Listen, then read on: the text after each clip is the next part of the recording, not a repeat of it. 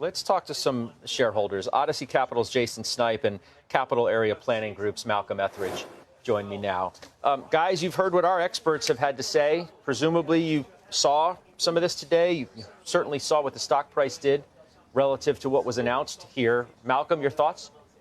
Yeah, Scott, I'm wondering, as I listened to Steve talk about the muted environment within the keynote, and I listened to Dan Ives go from a triple plus on Apple down to a B rating, I'm wondering if, taken together with the notes released from the event today, if we haven't maybe reached peak pessimism with respect to Apple, and maybe it is time to start adding a few shares here as an existing shareholder who considers this a forever position, because we're talking about being more than 20% off the 52-week high of 260-ish, and we're talking about a company that all the bad related to tariffs, the slowdown in sales related to iPhone, the delays with Apple Intelligence, we know all of that, and the share price is held up pretty firmly in this range. And so I'm wondering if maybe we shouldn't consider this to be where the floor is, knowing that the moment we get a splashy announcement from Apple related to a refresh of the handset itself, as they were just talking about, or maybe something related to Apple Intelligence, those shares are going to go parabolic. And so maybe this is a good place to be getting ahead of that.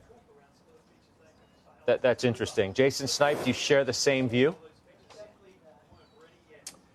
I think that is a very solid view. I mean, it's almost so bad it's good, right? There's a lot of headwinds out there in the stock. I mean, the stock is firmly below the 200-day, of 225. It's trading around 200. It's down 20% year to date.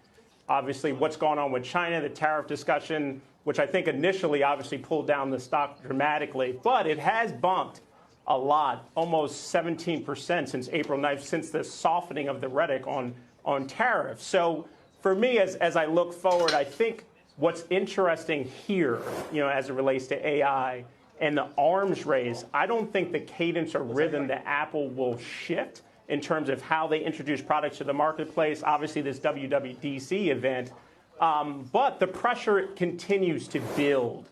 And I don't know if possibly that might change the strategy going forward. But to Malcolm's point, I think if there's any positive or directionally changing events coming in the fall, I think that could sizably move the stock.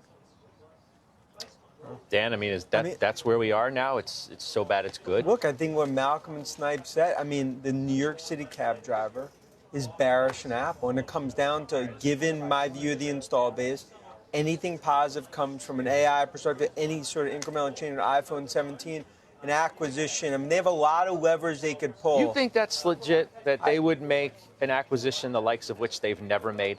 Look, I believe for the biggest one still beats. Still beats. $3 billion. But $3 billion. I believe they could be forced in when it comes to M&A because of AI.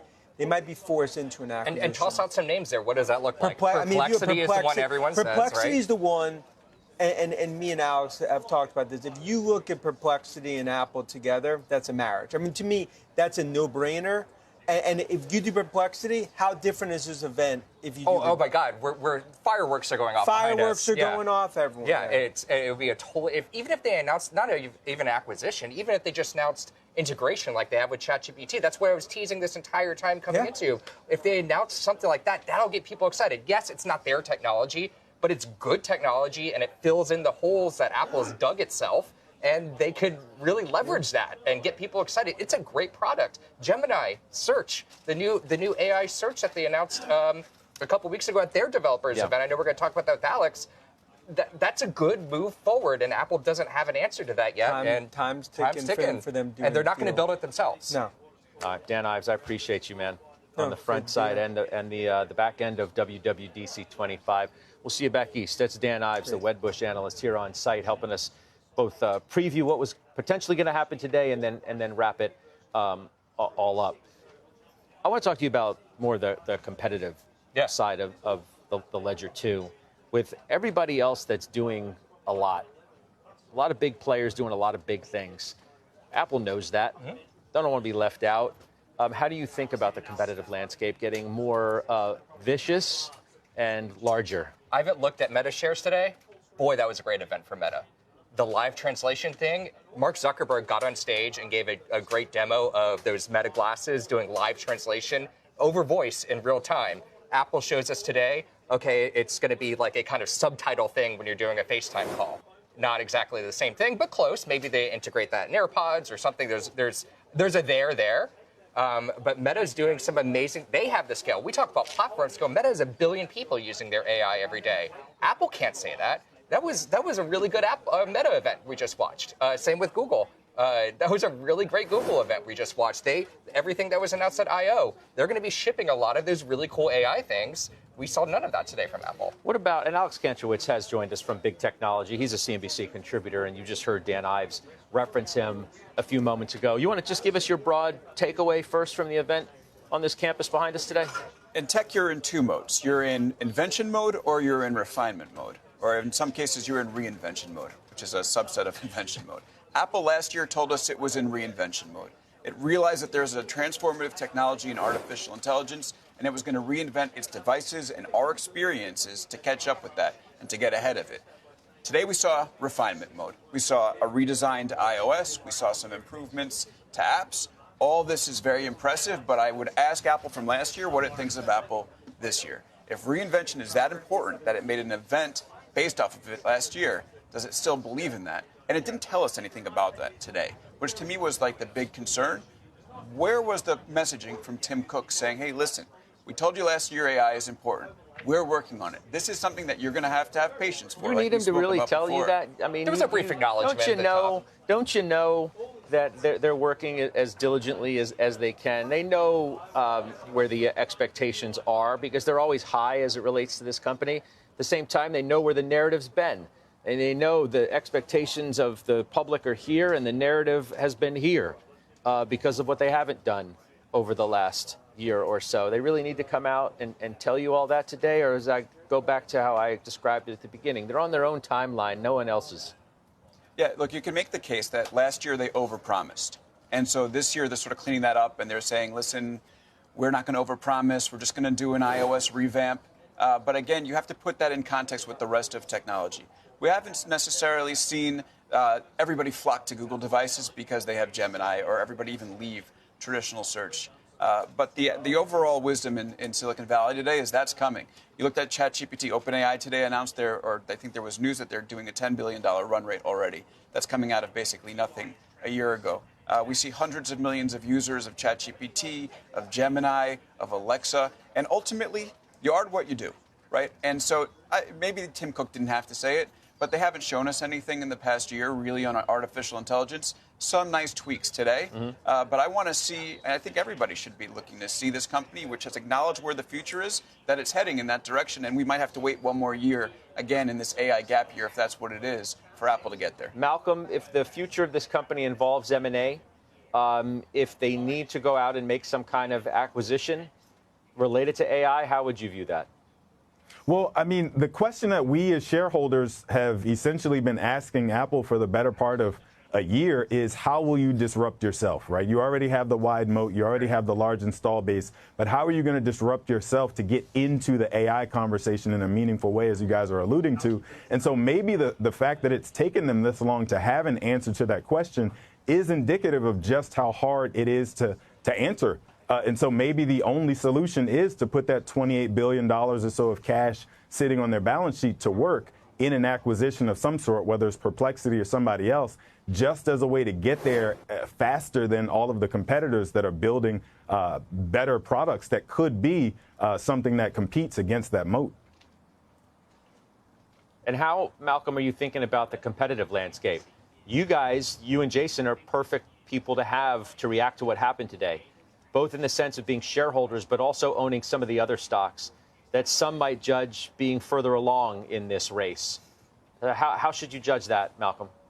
Yeah, I think Dan put together a perfect timeline. Somewhere between 6 and 12 months is probably the right answer, where Apple has to have some sort of solution in hand. It doesn't necessarily have to be fully baked, but they have to be at least showing signs of where they're headed because of how competitive the landscape is, one, but also how many people in the development community are not convinced that the handset, the physical handset, or any other physical device is really the solution going forward. And maybe within 5 to 10 years, we're talking about something else that's AI enabled. And so I think that Apple just inserting itself into that conversation in a meaningful way, maybe it's as simple as an enhanced Siri that really can deliver on all the promises that were made at last year's WWDC that helps to quiet, a lot of those questions. But they definitely are on a ticking clock, and the clock is ticking louder and louder the less they have to show for it. So I think somewhere between that 6 to 12 month mark really is where it matters for them.